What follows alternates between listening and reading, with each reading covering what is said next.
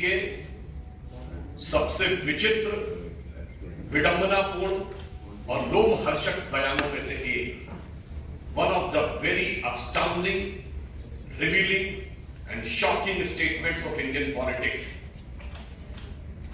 की तरफ आपका ध्यान आकृष्ट करना चाहूंगा। आज तक आपने सिर्फ यह सुना होगा कि पाकिस्तान के कुछ नेता और कुछ सिरफिरे नेता कभी कभार ये बयान देते थे कि पाकिस्तान के पास एटम बम है, और कभी कुछ सिरफिरे कट्टरपंथी मजहबी नेता या मौलवी ये बयान देते थे कि पाकिस्तान के पास एटम बम है। और आज पहली बार इंडी गठबंधन के एक अत्यंत वरिष्ठ और सिरमौर नेता फारूक अब्दुल्ला साहब ने ये बोला है कि पाकिस्तान के पास एटम बम है। यानी जो वहां के कभी शायद इक्का दुक्का मौकों पे छोड़ के वहां के किसी सीरियस नेता ने नहीं बोला, वहां के सिर्फ पाकिस्तान के सिरफिरे नेताओं ने बोला, इंडी गठबंधन के सिरमौर नेता वो बोल रहे हैं। और यहां पर सवाल सिर्फ एक बयान का नहीं है। मैं इंडी गठबंधन और कांग्रेस पार्टी से 7 सीक्वेंस कोट करना चाहता हूं जो पिछले हफ्ते में हुए। नंबर 1, पाकिस्तान के पूर्व मंत्री फवाद चौधरी इन लेटर एंड स्पिरिट ये बयान देते हैं कि बीजेपी की सरकार जानी चाहिए, मोदी हटना चाहिए, उसके बाद जो मर्जी होगा कर लेंगे। ये शब्दशः और भावशः वही है कोई पक्ष के नेता का। फिर दूसरी घटना होती है, second sequence, the same Fawad Chaudhry. और मैं पुनः याद दिला दूं, ये फवाद चौधरी वही है जिसने कहा था कि पुलवामा तक मैंने घुस के मारा है, ये सरकार के मंत्री के।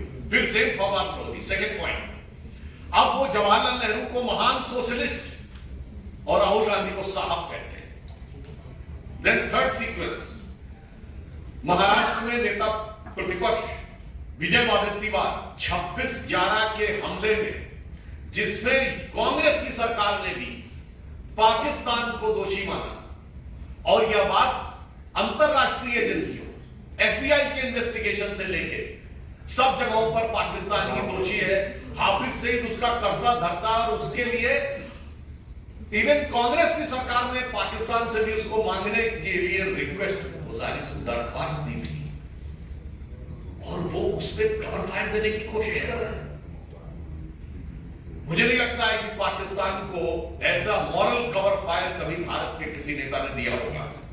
Then comes the fourth event in the sequence, Punjab के पूर्व मुख्यमंत्री चरणजीत सिंह चन्नी पूंछ में हुए हमले पे जिस प्रकार का शर्मनाक बयान देते हैं, वो एक बार फिर पाकिस्तान की करतूतों पर पर्दा डालने का काम।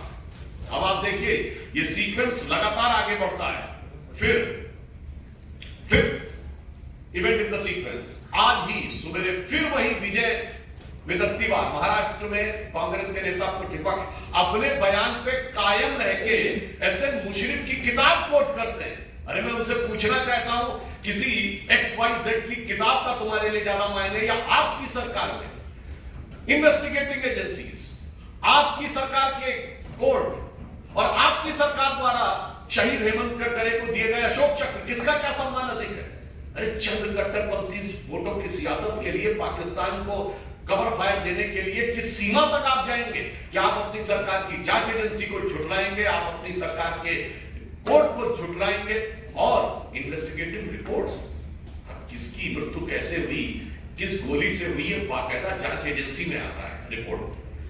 सिक्स पॉइंट, कांग्रेस के वरिष्ठ नेता, देखिए एक कश्मीर से, केरल से, शशि थरूर, बांग्लादेश के अखबार डेली स्टार में आर्टिकल लिखते हैं। पहले तो बात समझिए, चुनाव भारत में हो रहे हैं और जनमत बनाया जा रहा है बांग्लादेश में, और फिर वहां क्या लिखते हैं, मोदी हैज टू गो। भैया बांग्लादेशी अखबार में काहे लिख रहे हो भाई?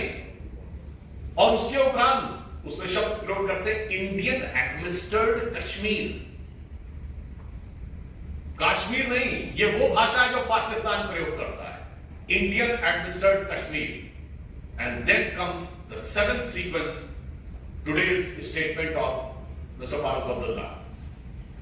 क्या ये 7 सीक्वेंस, मैं कांग्रेस पार्टी से पूछना चाहता हूं कि ये 7 दिनों के 7 वचन क्या साफ साफ नहीं दर्शा रहे हैं कि अगर माननीय प्रधानमंत्री जी ने कहा था कि कांग्रेस के मैनिफेस्टो पर मुस्लिम लीग की छाप है, तो अब मैं पूरी जिम्मेदारी से कह सकता हूं इंडी गठबंधन के नेताओं पर पाकिस्तान की छाप है उनके बयानों, और छाप ही नहीं है, उनकी एक एक आवाज में पाकिस्तान की गूंज नजर आ रही है, वो उसके सुर में सुर मिला रहे हैं।